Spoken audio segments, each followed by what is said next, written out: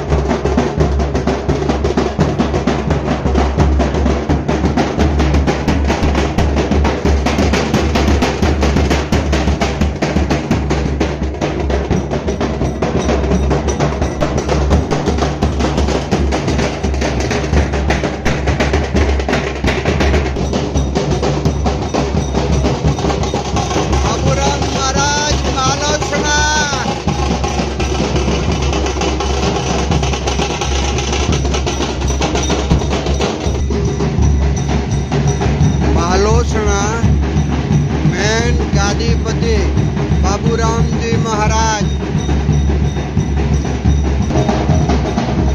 Main ગાદીપતિ બાબુરામજી મહારાજ પાલોસણા વાળા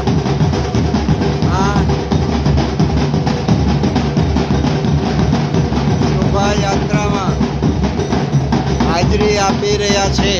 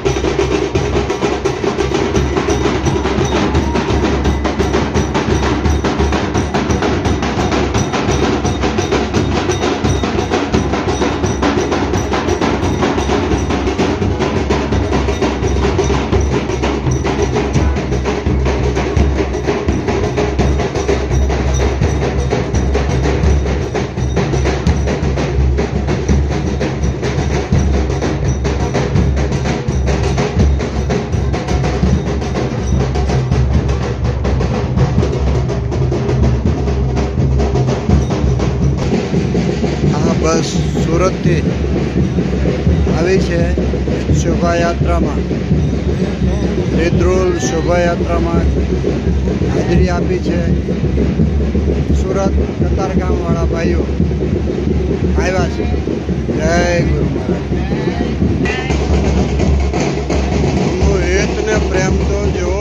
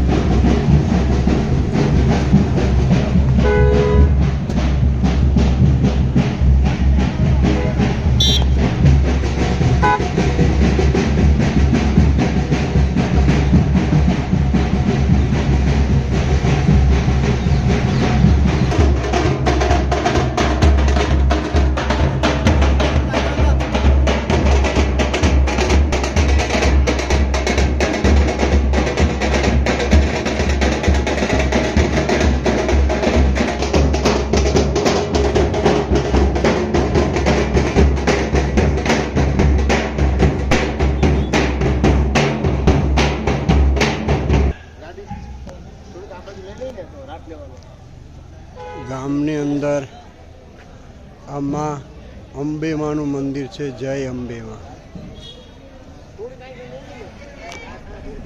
રિદ્રોલ ગામનું મંદિર છે. આ માતાજીનું મંદિર છે.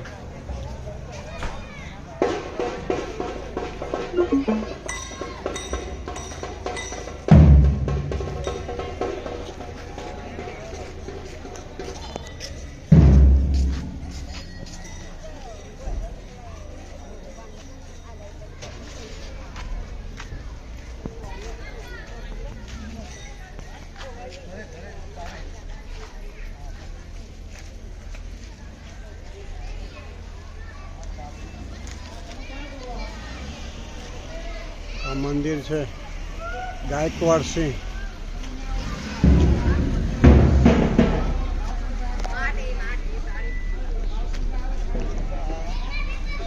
ગાયકવાડ કેસરીજીનું મંદિર. યુવાન હોય પગ દબાવો બે હાથ નહીં દાબવાના. બિલકુલ અશક્ત હોય ત્યારે શિષ્યની ફરજ આવે છે અને શિષ્યનું મન ના બગડે એની જવાબદારી ગુરુની છે.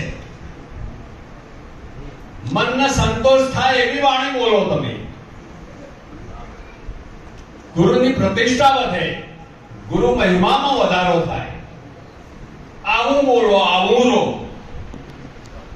અને એ નહીં થાય કારણ કે વાણીમાં વાલાની વાતો વધારતા ખોટો જણાશે ડોળ. વાણીમાં વાત કરીને રહેવું એમાં બહુ ફરક છે. આપણા માતા પિતા સંપત્તિ મૂકીને જાય, કદાચ એવા કોઈ કડક પિતા હોય ચાવી ના આપે તો સંપત્તિના વારસદાર એમનો દેહ છૂટે એટલે એનો પરિવાર જ થાય. બીજાને સંપત્તિ સીધી લીટીના વારસદાર તરીકે એને જ આવે. અને જ્ઞાનનો વારસો, જ્ઞાનના વારસદાર બનવું પડે. જ્ઞાનનો વારસદાર હું નરગરામ બાપુનો દીકરો છું એટલે મને ના આવે. એના માટે શિષ્યત્વ ધારણ કરવું પડે. શિષ્ય સોંપીને સેવા કરે, કહે ગોવિંદ એને ગમતું થશે અને એ માગે એ મળે. તમે જો ભગવદ ગીતામાં સાંખ્ય યોગમાં અર્જુન તર શરણાગત થઈ ગયો કે હું તમારો શિષ્ય. ગુરુ થયા ઊંચા રે તે કરું જળ વિના રે. નિરાંતા બોલે એ નિર્દો નીચા ખોમે ને ભરા. ગુરુપદ આવે એટલે અધીનતા આવવી જોઈએ. તમારી વાણી બદલાવી જોઈએ. આ ગુરુપદનો મહિમા છે. હું તમને વાત કરું કે હમણાં મહિના પહેલા ખરા બપોરે એક બેન આવ્યા આશ્રમે. કદાચ કોઈ દાડો મેં વાત કરી પણ ના, હમણાં મહિનાનો બનાવ છે, નહીં કરી હોય. હવે એ બેન સાથે મારે ફોન ઉપર 5-7 વખત વાત કરી. જશું મારે એ પીએચડી નો દિનાથ સંપ્રદાય પર પીએચડી નો અભ્યાસ કરતા બેન હતા. મને કે હું દેથાણ દઈને આવી.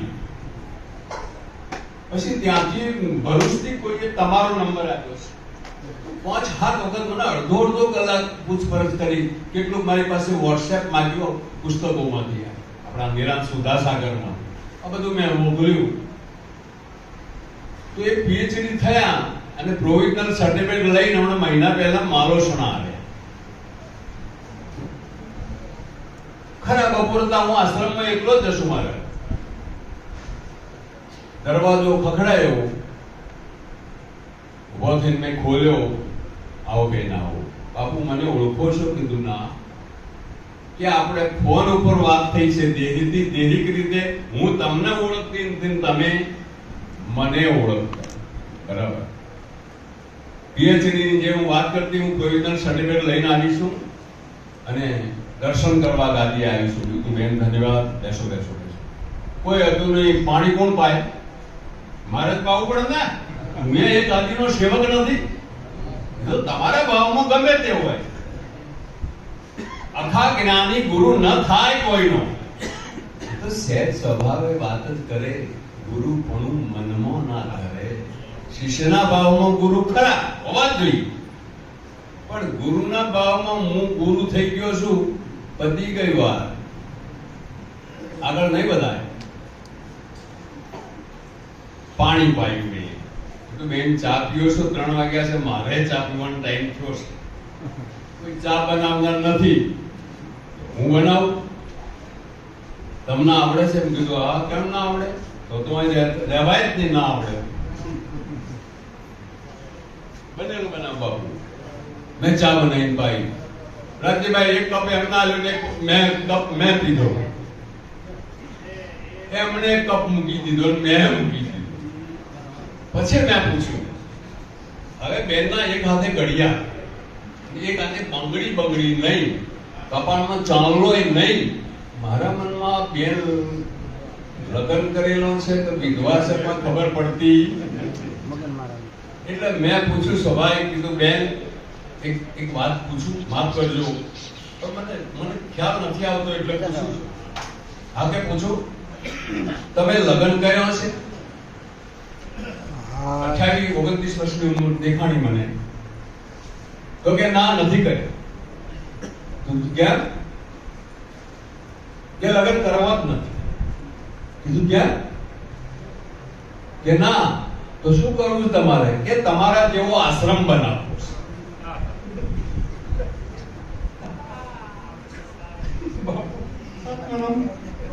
કે તમારા જેવો આશ્રમ બનાવવાનો છે. બહુ સરસ, સારી વાત આવી મારી બેન, બહુ સરસ. પછી આશ્રમ બનાવી શું કરશું? મેં કીધું એક વાત કહું, આશ્રમ બનાવ્યા કેવી શું થાય છે એ મને પૂછો.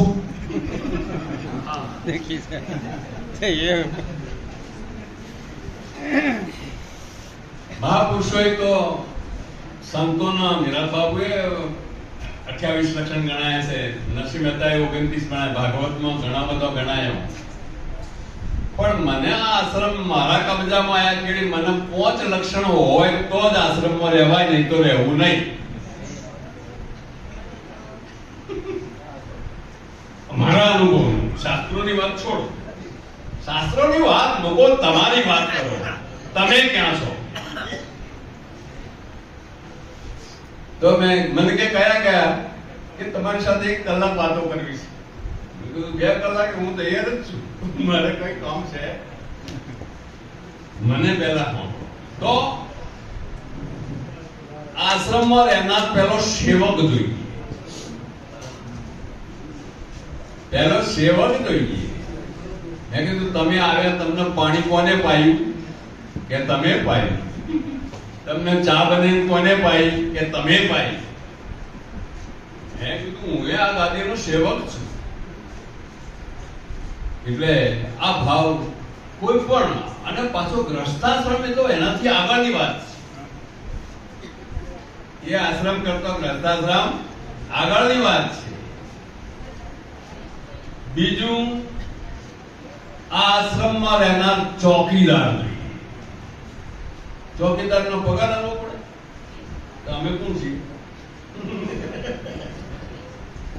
તમે જ્યાં અમને રાખ્યા છે ચોકી કરવાની અમારી ફરજ નથી. ચોકીદાર હોવો જોઈએ, પગાર ના આપવો પડે. ત્રીજું, પૂજારી જોઈએ. હા, પૂજા કરતા આવડવી જોઈએ, આરતી બોલતા આવડવી જોઈએ. હું હાજર ન હોય તો માતાજીને આવડવી જોઈએ. એમને માતાજી થવાય? આ ફરતો ગોળો ગમે તેના ઉપર પડે.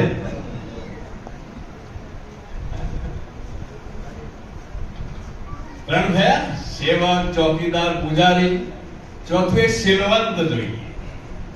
બહેનો આવે, દીકરીઓ આવે. શીલવંત સાધુને વારે વારે નમીએ, પાનબાઈ બદલાય નહીં જેનું વર્તમાન.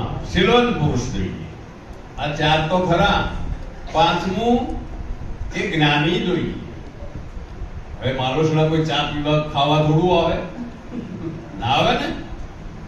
કોઈ સત્સંગ નહીં, કોઈ પદ ખોલીને નિરાંત બાપુના, પુરુષોત્તમ બાપુના પદ ખોલીને એના સત્સંગ કરતા આવડવું જોઈએ. પદ ખોલીને સત્સંગ કરો. એમને તર્કશાસ્ત્ર નહીં ચાલે. સંતો શું બોલ્યા છે એ કાઢો ને. એમાં આપણે કેટલા મણિરામ બાપુ શું બોલ્યા છે? મણિરામ બાપુ એક પદ મારે બોલવું છે. કશું બોલ જ્ઞાની પુરુષ. આ 5 લક્ષણ મને અનુભવમાં આવ્યા છે. બેન મેં કીધું, બેન તમે ફરી માફી માંગુ તમારી. મારે થોડું કહેવું છે એટલે માફી માંગુ. તમે પહેલા ગ્રસ્તાશ્રમ માંડો. તમારા લાયક કોઈ મૂર્તિઓ શોધી કાઢો અને લગ્ન કરી દો.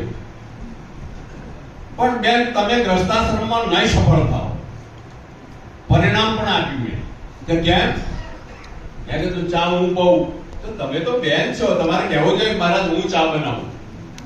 ભાષણ હું તો કપ મૂકું, તમે મૂકો. વાત સાચી કે નહીં? સેવા કરતો ના આવડે કદી સફળ ભક્તિમાં નહીં થાય અને ગ્રસ્તાશ્રમમાં નહીં.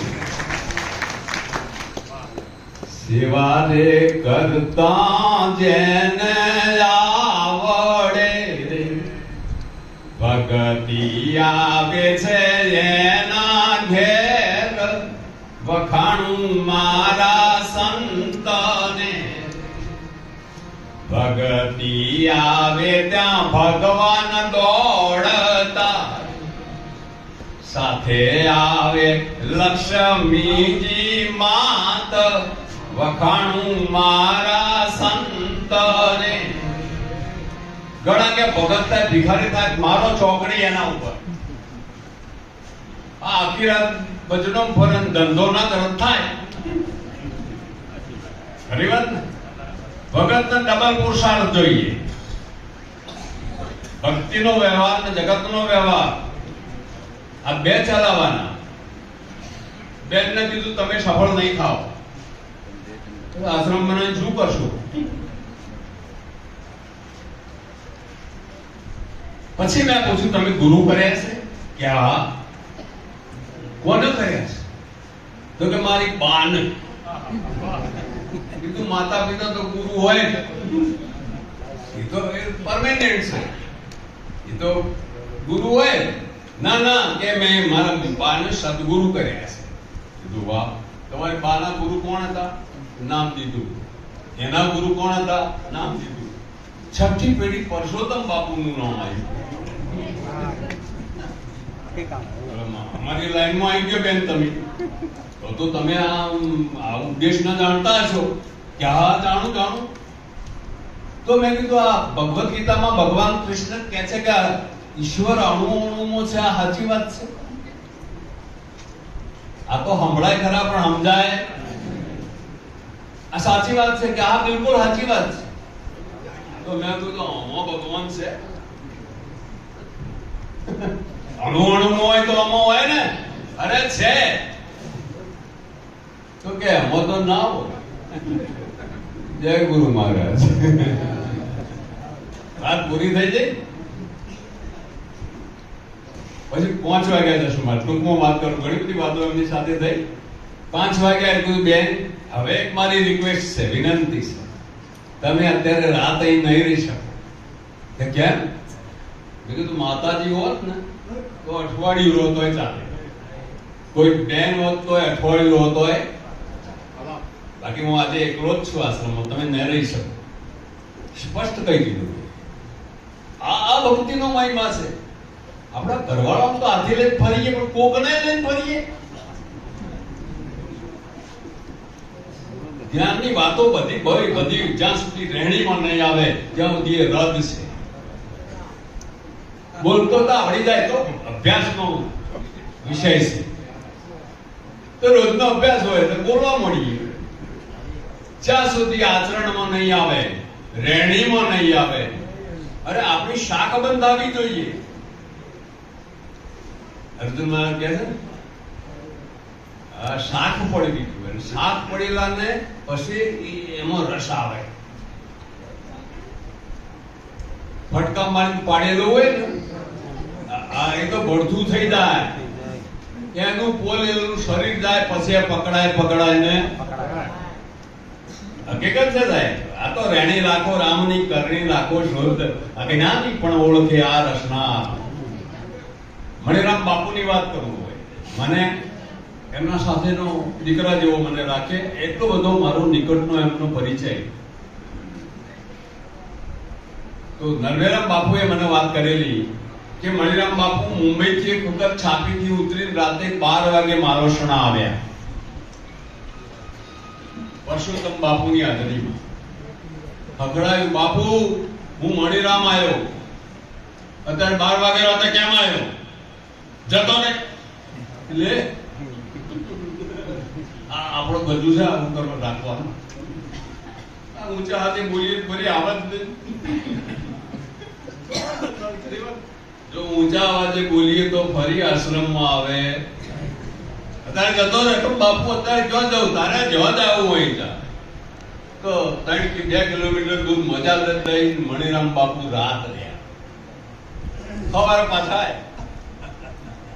પાછા તો પરસોત્તમ બાપુ દોડી મારો મણિરામ આવ્યો. મણિરામ તું પાસ થઈ ગયો, તારી જય હો. આ વાત સદગુરુની છે અને એટલે તો આ મહિમા થાય. આ મહિમા થાય એનું કારણ શું છે? આટલી બધી ગુરુ નિષ્ઠા જેના વચન ઉપર. આવો મહાપુરુષ હું મણિરામ બાપુ એક વખત પોષ વદના મૂંગના દિવસે અમારે 15-20 ગોદડા હતા, બધા સંતો ઉઠીને હુઈ ગયા. હું મણિરામ બાપુ 2 વાગ્યા. બાપુ શું કરશો? કે ભાઈ 2 લાકડો સળગાવો. 2 લાકડો સળગાઈ, એક બાજુ એ બેઠા, એક બાજુ હું. 2 કલાક મારી સાથે એમને સત્સંગ કર્યો. 2 કલાક મેં એમને સાંભળ્યા. મને બહુ યાદ આવે.